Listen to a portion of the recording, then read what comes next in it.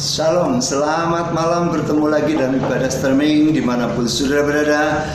Saya sangat percaya dan yakin Tuhan sedang memberkati kita saat ini. Baik saudara yang di Denpasar, yang ada di Pasuruan, Surabaya, Sidoarjo, yang ada di Magetan, yang ada kota Sragen, kota Solo, Karanganyar, Kartosuro, Boyolali, kota Klaten, kota Ungaran, kota Semarang, Magelang, Jogja, yang ada kota Kudus, yang ada di kota Cirebon, yang ada kota Bogor, yang kota Bandung, Jakarta, Medan, Lampung, yang ada di Samarinda, yang ada di ujung pandang, bahkan luar negeri. Kita bertemu lagi dalam ibadah saat ini. Kita percaya kita butuhkan firman Tuhan.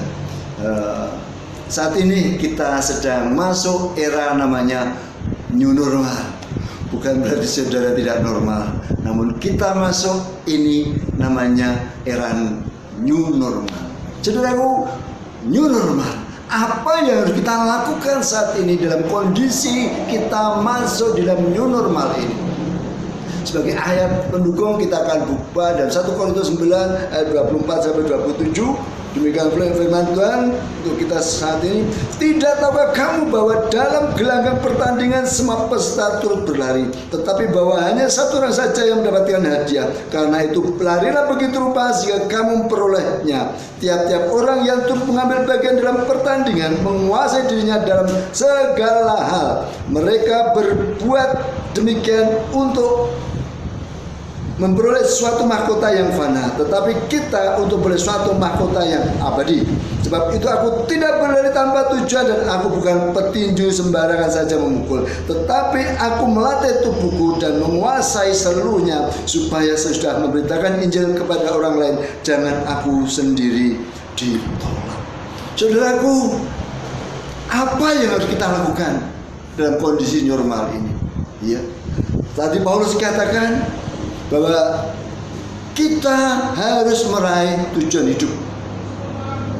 Untuk meraih tujuan hidup, saudaraku, banyak orang harus bekerja keras, harus mengandalkan modal yang banyak relasi, banyak pengalaman dan lain-lainnya. Dan banyak orang harus bekerja keras. Namun ingat, tidak semua orang yang bekerja keras memperoleh keberhasilan. Namun bagaimana supaya kita meraih keberhasilan? Kita harus mengandalkan Tuhan.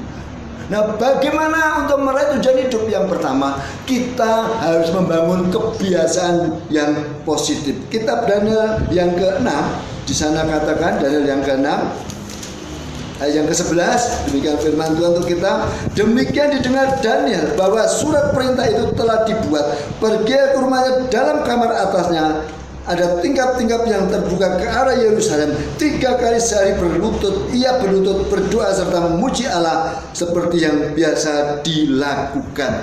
3 kali satu hari Daniel melakukan berdoa atau doa. Saudaraku, ya, Daniel membangun kebiasaan yang baik dengan Tuhan. Untuk mencapai tujuan hidup kita segera kita malam new normal ini, saudara, mari kita mencontoh Daniel, yaitu apa? Membangun hubungan yang baik dengan Tuhan. Iya. Daniel membangun kebiasaan baik dengan Tuhan. Saudaraku, kalau kita membangun hubungan baik dengan Tuhan, contohnya seperti Daud mendapatkan kekuatan yang dahsyat. Saudaraku, kalau kita membangun kebiasaan yang baik dengan Tuhan, keuntungan yang kita dapatkan apa? Kita mendapatkan kekuatan yang dahsyat. Mari kita semuanya saat ini, setelah kita masuk new normal ini, kita membangun hubungan yang baik dengan Tuhan, karena kita akan menghadapi masalah-masalah yang besar. Kalau kita mendapatkan hubungan dengan Tuhan, kita akan mendapatkan satu kekuatan yang dahsyat. Saudaraku, ya, untuk mendapatkan kekuatan yang dahsyat, dan selanjutnya kalau kita mendapatkan kekuatan yang dahsyat, kita bisa menghadapi masalah-masalah yang berat. Seperti Daniel menghadapi masalah yang berat, saudara. Antara reputasi, nama baik dan lain-lainnya. Namun karena dia hubungannya dengan baik, masalah itu bukan masalah bagi Daniel. Karena apa? Ada kekuatan yang dahsyat menguasai Daniel. Dan orang-orang yang punya hubungan damai seperti Daniel mendapatkan kekuatan yang dahsyat, bisa mendapat masalah yang berat dan setia dengan pekerjaannya. Demikian pula saudara dan saya, kalau kita punya hubungan baik dengan Tuhan, kita akan setia dengan pekerjaan kita masing-masing menurut talenta dan karunia kita. Katakan amin. Saudaraku, mari di zaman new normal, yang pertama, mari kita lakukan hubungan yang positif atau yang baik dengan Tuhan. Yang kedua, saudaraku, hindari orang-orang yang beracun. Apa saja? Hindari orang-orang yang perkataan dan mentalnya tidak membangun kita. Karena apa? Kita akan berlari setelah normali. Seperti kata Pak Paulus tadi, kita akan seperti pelari yang harus menghadapi tantangan persaingan, saudaraku.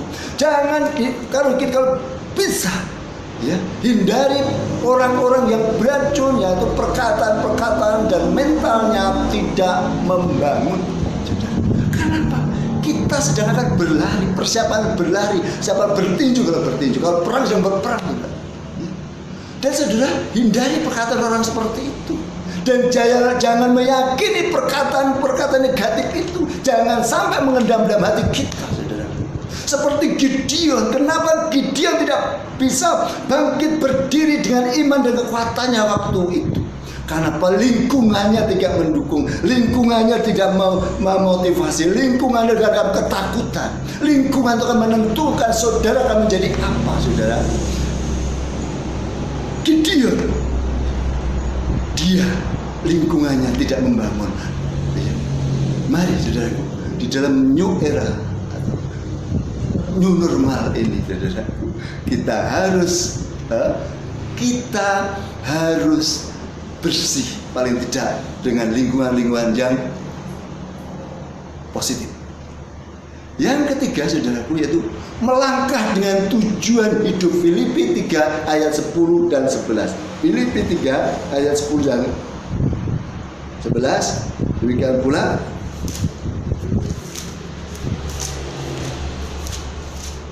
Filipi 3 ayat yang ke 10-11. Kita akan baca bersama-sama.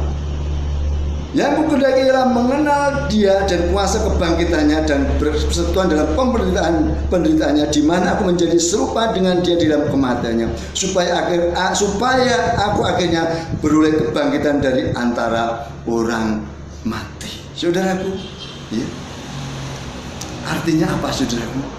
Mari kita melangkah dengan tujuan hidup kita. Kita harus melangkah dengan pasti dalam tujuan hidup kita. Bagaimana? Kita harus fokus pada panggilan kita masing-masing. Fokus kepada panggilan kita masing-masing. Kita harus berlari, saudaraku. Kalau kita itu fokus, saudara, energi kita, tujuan kita itu membuat kita memiliki energi, membuat kita sanggup berlari sampai tujuan. Namun kalau hidup kita tidak ada tujuan, saudaraku, kita akan kehabisan energi berlari atau hidup tanpa tujuan, bekerja tanpa sasaran, saudaraku, sehingga akan mengalami satu keloyoan, mengalami satu keletihan yang tanpa tujuan. Kenapa? Tujuan hidup, ya, itu memiliki arah yang jelas. Saudara, kalau orang itu punya tujuan hidup yang jelas, apalagi di dalam kita masuk di era, ya, new normal, saudaraku, kita harus punya tujuan. Nah, tujuan hidup, saudara, itu, ya, kalau kita punya tujuan hidup, saudara, kita tidak hiraukan lagi siapa kita. Kenapa? Kita keluar dari diri kita sendiri karena sasaran kita adalah tujuan hidup kita. Nah, orang-orang yang seperti ini adalah, saudara, akan mencapai kepada sasarannya atau tujuan hidupnya. Yang keempat selanjutnya adalah untuk mencapai tujuan hidup harus fokus pada kekuatan kita. Ingat, fokus pada kekuatan kita. Banyak orang tidak berkembang karena fokus pada kelemahan dan kekurangannya. Saudaraku, Tuhan izinkan kita kekurangan dan kelemahan. Kalau kita fokus pada kekuatan, kelemahan dan kekurangan kita, sampai Tuhan Yesus datang lagi, kita tidak mendapat apa-apa. Mulai saat ini mari kita fokus bukan kelemahan kita, namun fokus pada kekuatan kita. Katakan amin. Kenapa? Kekuatan kita bukan dalam kelemahan kita. Kekuatan kita karena apa? Ada Roh Kudus yang memberi kekuatan bagi kita saat ini. Saudaraku, mari kita fokus. Jangan tunggu modal dulu. Jangan cari apa yang tidak ada pada kita, namun kita fokus pada kekuatan kita dulu. Karena keberhasilan dimulai dengan kekuatan, kita berani melangkah dengan kekuatan yang datangnya dari Tuhan. Kalau kita lihat Yusuf itu siapa, saudara? Tidak siapa-siapa, tidak memiliki apa-apa. Nah, kekuatan roh Tuhan yang menguasai Yusuf, sehingga Yusuf bisa mencapai tujuan hidupnya yang luar biasa. Mengapa tokoh-tokoh Alkitab beroleh tujuan yang hidup? Mengapa tokoh-tokoh Alkitab bisa beroleh tujuan hidup? Saudaraku, tidak berfokus pada masalah. Iya. Waktu Yosua diutus Tuhan setelah Musa mati, dia harus masuk tanah Kanaan. Menyeberang sungai Yordan yang belum pernah dilalui, dan itu derasnya luar biasa, saudara. Namun Yosua tidak berfokus pada masalah itu, tidak berfokus pada sungai Yordan, namun dia tetap berfokus ya pada tujuannya, yaitu apa? Dia ingin melakukan kehendak Tuhan.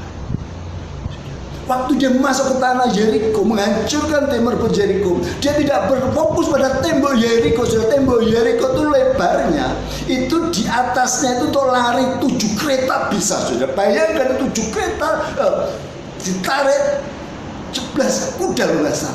Bayangkan berarti tebal sekali tembok Yeriko. Namun si Yosua tidak berfokus pada masalahnya, saudara. Yang kedua, tidak berfokus pada kelemahannya. Saudaraku, kita bisa melihat contohnya 10 pengintai. 10 pengintai itu yang 10 melihat segala yang ditakutkan semuanya. Namun Yosua tidak dia melihat kelemahannya. Saudara, kalau kita berkaca pada kelemahan sampai kapanpun, kita ini hanya seperti tidak ada apa-apanya, saudara. Tidak ada kekuatan apa-apa dan tidak akan mampu berbuat apa-apa, apalagi kita mencapai rencana Tuhan untuk kehidupan saudara dan saya. Yang terpenting apa? Fokus pada perintah Tuhan. Amin. Kalau kita fokus pada perintah Tuhan atau janji Tuhan, saudaraku, saya kira percaya kita akan beroleh mencapai tujuan hidup saudara dan saya. Dalam menghadapi new normal ini, mari jangan berfokus pada masalah saudara. Usaha saudara mungkin omsetnya turun kemarin, atau mungkin tagihan-tagihan bank dan lain-lain. Kalau kita melihat kondisinya, saudara, kita bisa melihat masalah itu besar, saudara. Sudah masalah besar, kita akan berkaca pada kelemahan kita makin besar, saudara.